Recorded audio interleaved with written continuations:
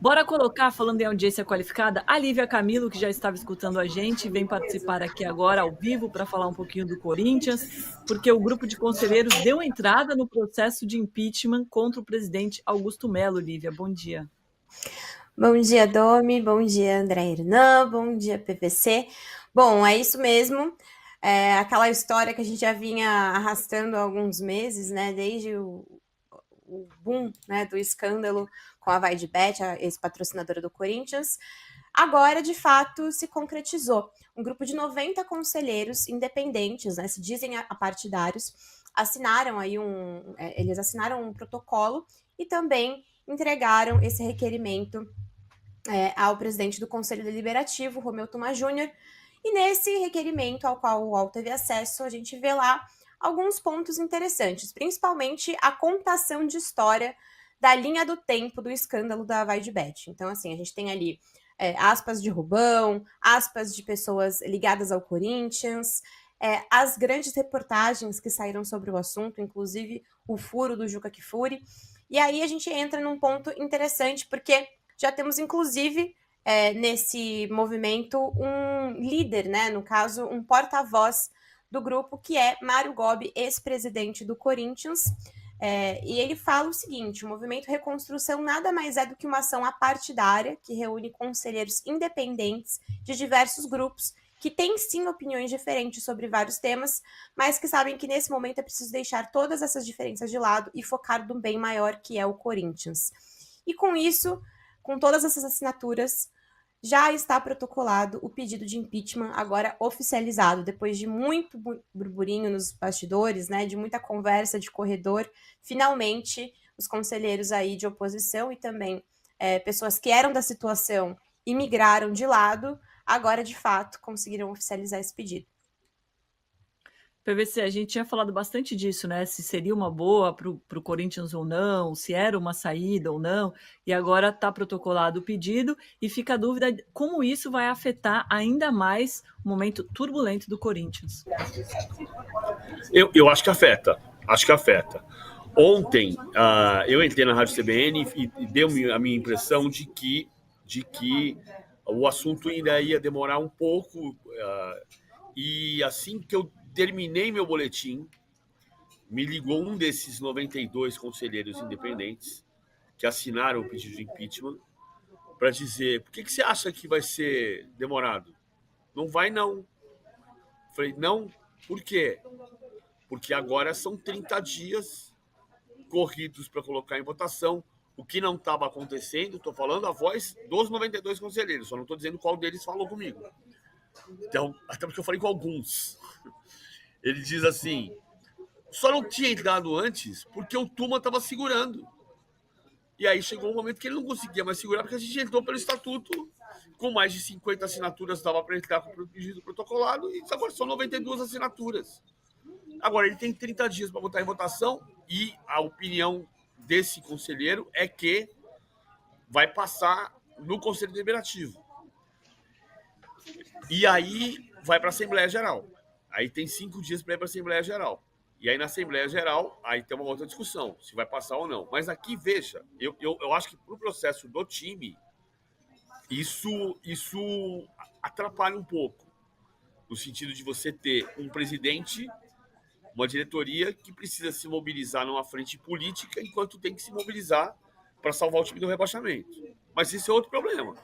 Se os conselheiros entendem que estatutariamente vale o pedido de impeachment, entraram com o pedido de impeachment. Eu acho que pode passar pelo Conselho, eu não sei se passa pela Assembleia Geral. Se passar pela Assembleia Geral, aí o Osmar Stabile assume a presidência como segundo vice-presidente e passa a ter 30 dias para convocar uma eleição indireta. Uma eleição só com os conselheiros. É isso, né, Lívia? Não atravessei nenhuma parte do estatuto. Perfeito, é isso mesmo. Só que tem a questão dos associados, né? Ainda fica aí uma incógnita sobre como Que a que Assembleia isso Geral. vai se desenrolar. Exatamente, mas fica essa incógnita sobre como isso vai se desenrolar, porque não dá para ter certeza se eles têm maioria entre os associados, né? Essa Assembleia Geral, ela é muito mais... É difícil de você controlar, não é um ambiente controlado, como eu já ouvi de alguns conselheiros, porque dentro, né, do conselho a gente sabe que existem ali os acordos, todas, né, acho que ideias muitas vezes divergentes que acabam convergindo em algum assunto específico, e nesse caso a maioria quer destituir o Augusto Melo do seu cargo, mas isso também precisa vir dos associados, né, e muitas vezes aí você não tem como controlar, você não tem como conversar com essas pessoas, você não sabe a opinião geral e fica difícil de você ter a certeza. Mas eles esperam que isso vá realmente acontecer, se desenrolar, vá parar aí no fim da votação para escolher o presidente dentro do próprio conselho. Como que você sente aí? Você acha que vai ser aprovado esse pedido ou não? Olha, pelas conversas e principalmente como esse movimento cresceu, agora que a gente já tem o conhecimento, né, a gente sabe o tamanho que ele tomou. Mas essa história ela já vem se arrastando há alguns meses, Domi. Então, assim, eles já vinham articulando isso nos bastidores. Esse papo ele já vinha acontecendo, então esses acordos, essas ideias já eram debatidas. E aí eles agora colocaram no papel. Então, assim, foi basicamente um trabalho, mais uma vez, Game of Thrones, porque alguém precisou liderar isso, trazer informações para as pessoas, né? E para mudar o pensamento de muitos desses conselheiros que se juntaram, né? Se somaram aí no grupo apartidário. Mas é importante falar também, é importante a gente ressaltar que esse movimento todo, tá? Ele tem um foco muito importante, que é o Romeu Tuma Júnior. Então, assim, a partir do momento que eles protocolam esse requerimento, há uma pressão sobre o Romeu, que até então vinha fazendo parte ali da gestão do Augusto como um guarda-costas, digamos assim. Ele tinha um papel muito importante, só que agora não tem mais. Essa resistência, essa barreira que o Romeu Tuma Júnior fazia ao Augusto Melo, ela cedeu. Então, esse é um ponto muito importante também para que esse impeachment caminhe. E sempre tem aqui nos comentários gente falando dessa questão da SAF, né? Como o Orlando Orsini, valeu Orlando, ele diz aqui, eu acho que o Augusto quer isso mesmo, rebaixar o Corinthians e virar uma SAF. A sensação para quem está vendo de fora é que eles estão fazendo tudo que podem para rebaixar realmente o Corinthians, né? Porque a situação é muito complicada e o time segue no mercado contratando mais gente, Lívia. Inclusive há uma informação sobre a reunião do CORE, né, de ontem, que foi logo depois desse episódio aí de do protocolo, né, do impeachment, de que o Augusto Melo, eu apurei isso agora de manhã, já está em alguns outros veículos da imprensa, falando que o Augusto Melo emprestou, na realidade, 14 milhões de reais com o empresário Igor, que ele havia dito, né, que é um amigo dele, uma pessoa muito próxima, ele havia, assim, naquela fatídica coletiva de imprensa pós-escândalo da Vai de Bet, ele disse que havia emprestado 4 milhões de reais para poder comprar o Mateuzinho. E aí, na realidade, a gente descobre que agora esse valor ele se transformou em 14.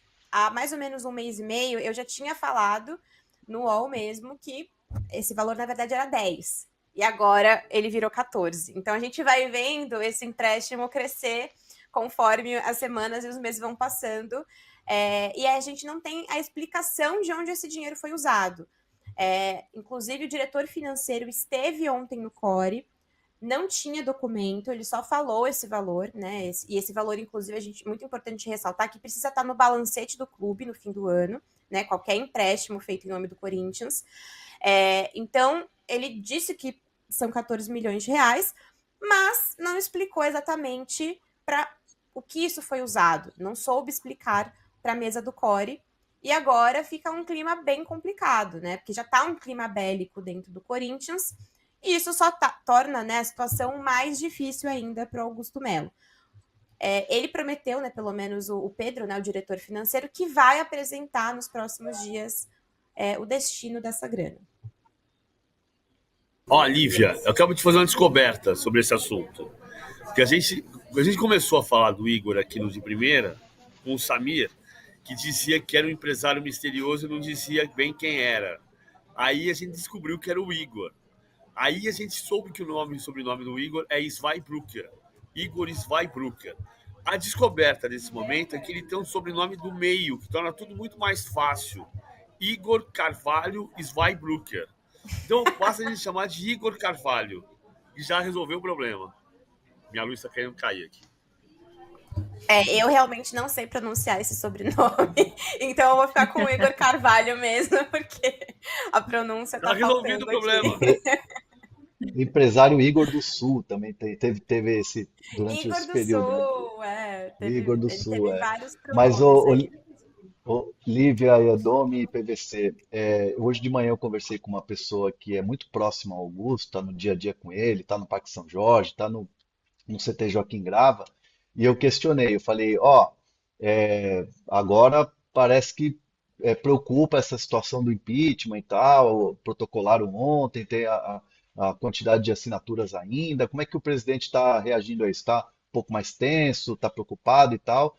E a resposta do outro lado da linha foi assim, não, Augusto Melo está tranquilo, ele sabe que todo esse movimento político, essa onda contrária que não deixa ele governar, desde a chegada dele, desde a eleição, desde o primeiro dia de trabalho do Augusto Melo, não deixam ele governar o Corinthians, enfim, presidir o Corinthians. Então, o Augusto Melo se diz muito tranquilo, né? Ele e o grupo dele entendem, né, que não vai chegar a esse número de assinaturas e que o Corinthians tem muitos movimentos, tem muita gente interessada no que é o Corinthians hoje.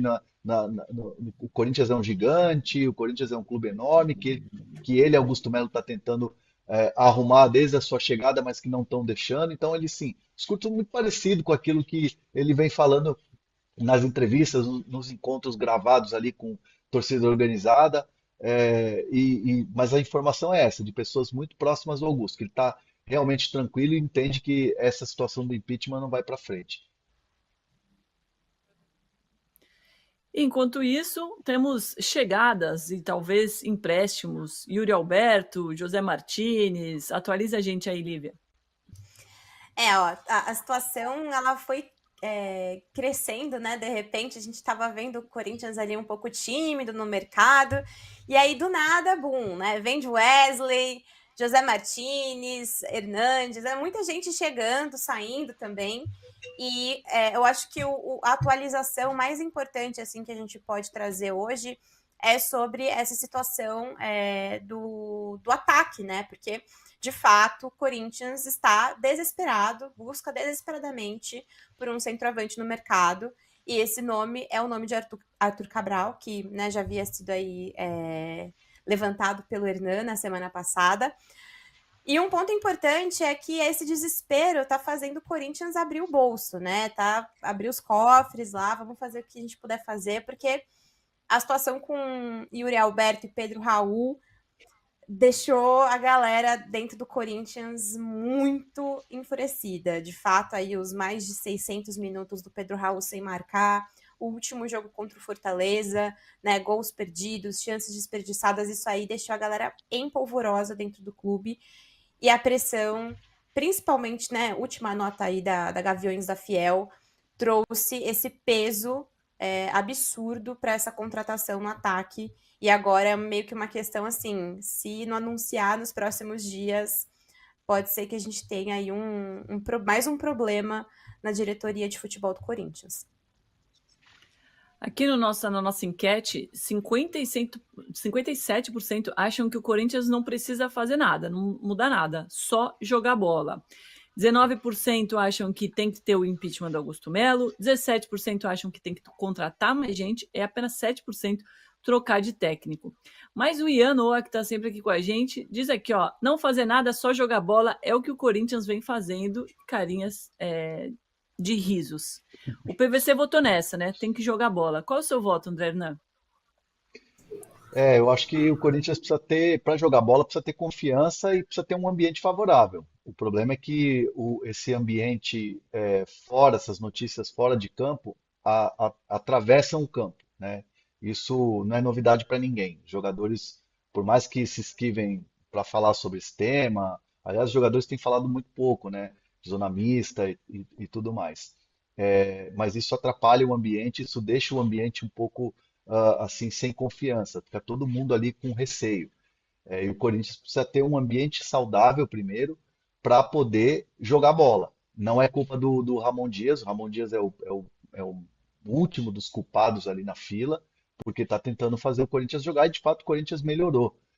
Acho que com a chegada dos reforços e principalmente você ter um ambiente tranquilo, aí sim é jogar bola e sair desse momento ruim de zona de rebaixamento. Aliás, eu Boa, só queria Lívia. fazer um contraponto aqui, né? Falando sobre as informações de contratações. Musetti, né? Lucas Musetti, nosso setorista do Corinthians, acabou de subir que a proposta do Southampton anima o Yuri, mas ainda não convenceu o Corinthians. Tá aí no valor de 3 milhões de euros, né? 18 milhões pelo empréstimo de um ano, e além da opção de compra de 18 milhões de euros, 110 milhões de reais. Ainda não convenceu a diretoria de futebol. Deveria ser convencido o PVC por esse valor? Eu perdi a pergunta, estava respondendo a Marília aqui. Perdão, desculpa. O Yuri Alberto, Imagina, eu acho que vai fazer bem para todo mundo o Yuri Alberto ir embora. O Yuri Alberto é uma coisa de maluco, né? Porque o Yuri Alberto, as pessoas estavam sentindo saudade do Yuri Alberto quando ele não estava jogando. Ele voltou, perdeu 3 gols, já matou a saudade. O melhor cenário é para o Yuri Alberto ir para o Southampton. Eu acho que ele vai. Eu acredito no Yuri Alberto, eu acho o Yuri Alberto um bom jogador. Acho que ele pode se dar bem na Premier League, jogando de uma maneira diferente, um time de contra-ataque, ele pode se dar muito bem na Premier League. E nesse caso, o Corinthians consegue livrar algum dinheiro, porque não dá para você contratar o Yuri Alberto um ano depois, um ano e meio depois, o Pedro Raul, e 6 meses depois o Arthur Cabral, e ter 3 centroavantes que valem uma fortuna sem você ter nenhum que jogue. Então, esse é o ponto. Para contratar o Arthur Cabral, tem que sair ou o Pedro Raul ou o Yuri Alberto. E nesse caso, tem uma oportunidade de mercado com o Yuri Alberto. Ô, Domi, boa. a questão do ataque, a saída, ou a possível saída, se isso acontecer, do Corinthians entender que essa oferta é boa, isso passa muito, não li ainda a matéria do Musetti, mas passa muito da questão dos salários do Yuri Alberto. Quem paga os salários do Yuri Alberto nesse empréstimo? O Southampton paga os salários do Yuri Alberto ou o Corinthians vai ter que pagar parte?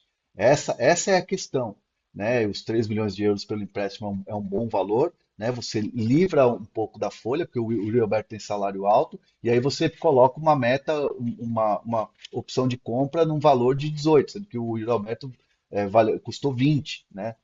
Pelo menos o Zenit pagou esse valor quando contratou o jogador, e depois se transferiu para o Corinthians.